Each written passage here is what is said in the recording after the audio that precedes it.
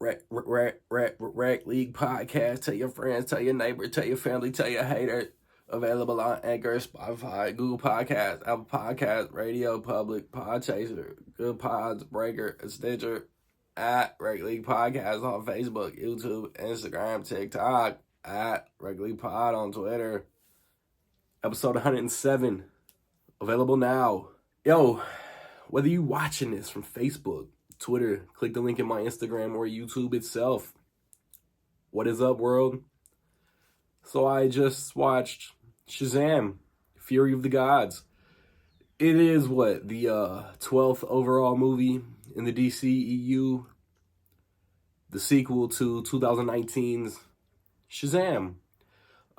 It stars, let me see if I can nail all these names.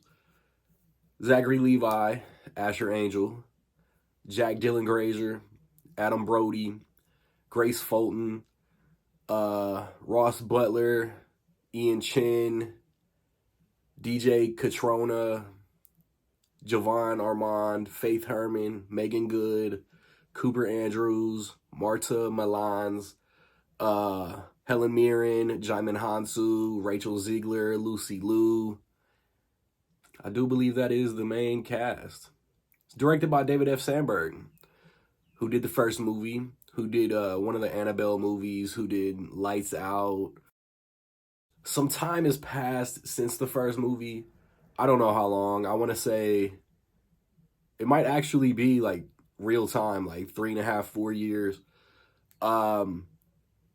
Billy Batson is having like attachment issues or whatever, like due to his age, he's about to be on his own or whatever, and the Shazam family, Shazamly, his family that also has superpowers, first movie spoilers, they're trying to do their own thing, and then the Daughters of Atlas come into the human realm,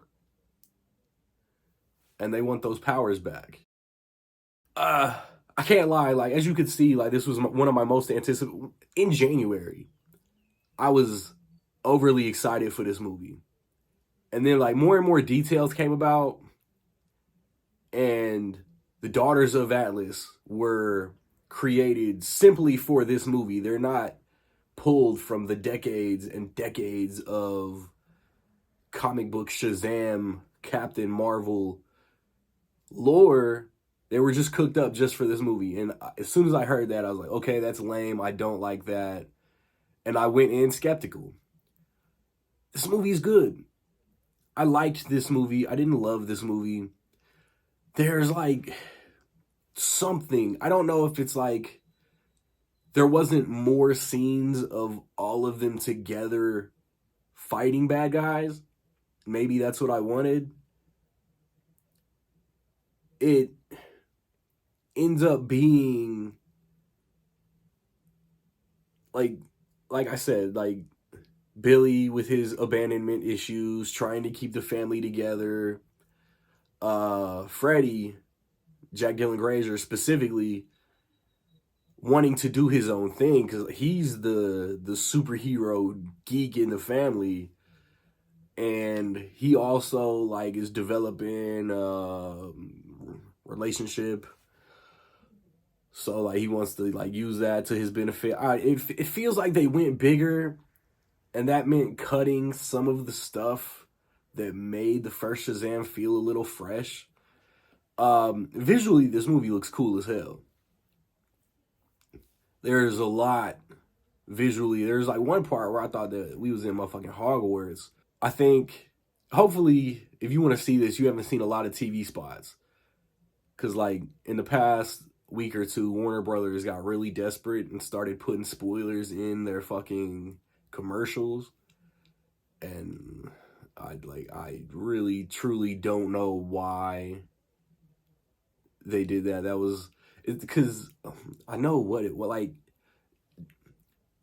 I don't know why they did it. Like Warner Brothers, since the dawn of man, has always made bad business decisions. When they have something that could be special, they find a way to ruin it.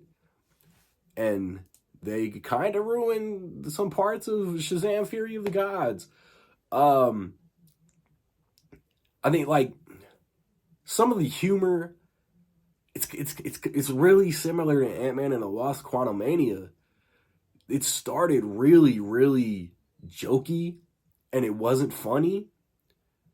But then there's a lot of like redeemable stuff. Like I liked where the plot went, and like anytime Megan Good is on screen, I swear she's stealing a scene.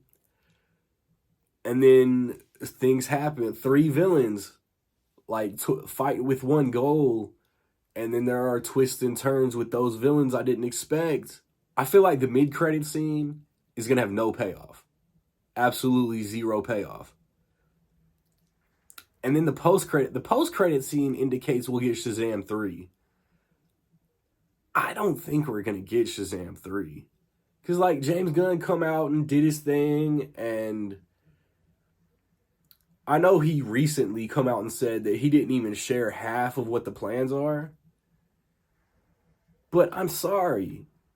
To say, hey guys, Shazam 3 2027 is to say, hey guys, we're still gonna latch on to what we're trying to erase just a little bit. Maybe, I think because of who is in the mid-credit scene, I think it might be a reshoot.